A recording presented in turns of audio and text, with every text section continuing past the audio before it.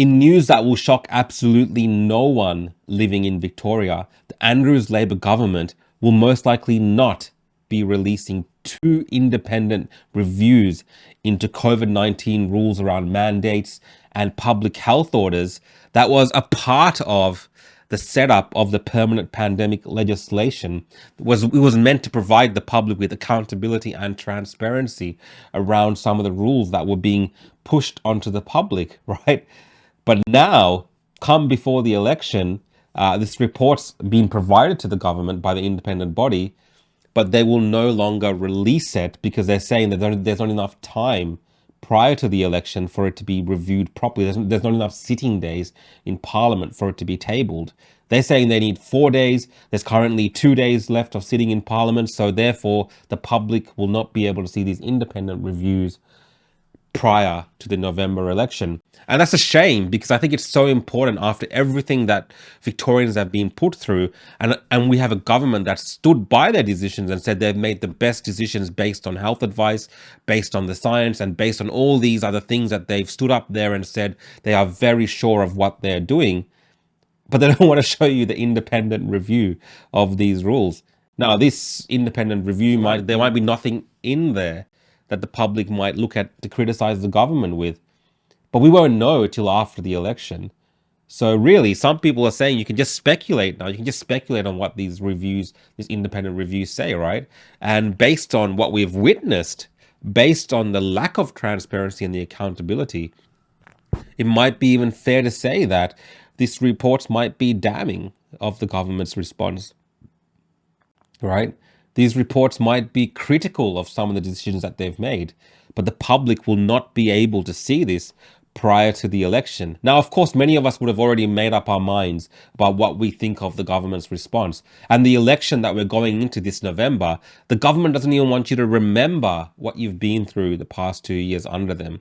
Okay, that's all just unprecedented. We had to do all these things. There's no need to provide any transparency, any accountability. Look at these shiny new buildings we're building. Look at these shiny new train stations. Look at these shiny new roads. Vote for these things. But I say that's wrong. Voting, when we go to vote, it should always be about past actions as well, right? Of course, we should look to the future, but we should be holding governments account for the past. And to think that this government doesn't want to provide the public with this accountability, with this transparency, right? At this stage, after everything that businesses, after everything that people have been told to go through, that this government doesn't want to give people this type of transparency. It's shocking. And of course, they can hide behind protocol. They can say that they need 4 days of sitting in Parliament, not 2. There's not enough time. They will hide behind all of these things. But the truth is, if it was something positive, it was something great that would boost this election for the government, they might go out of their way to get these things done, right? Right now, I think we have a motion that's being suggested in the upper house to allow for more days to sit, right? Because the government's also lost 1 day because of the public holiday on Thursday. So these people should, of course, be working for us. Sit extra days. You ministers, sit extra days and provide the public with transparency and accountability, particularly on these key issues before we go to vote. Because I think if we don't receive that, opens up a lot of speculation and, gut feeling of many Victorians. Victorians, although we've succumbed to a lot of government nonsense, a lot of us have played along with the government. I think, we still have a good head on our shoulders, and we can see what things are for what it is. And this smells dodgy, and it most likely is dodgy.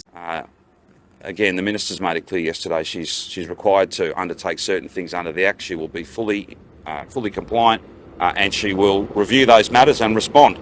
And a government response is always important, and that's what she's off doing. So let's hope we see these reports before the election. Let's hope someone leaks them, maybe. Who knows? Someone might leak these reports if they're not released before the elections. Let's see. But look, nonsense. It's dodgy. I'm going to link to an article, archive link to an article from The Age that kind of goes through this as well. No others for me. Very good. You're all very quiet today. We all at the Brownlow last night.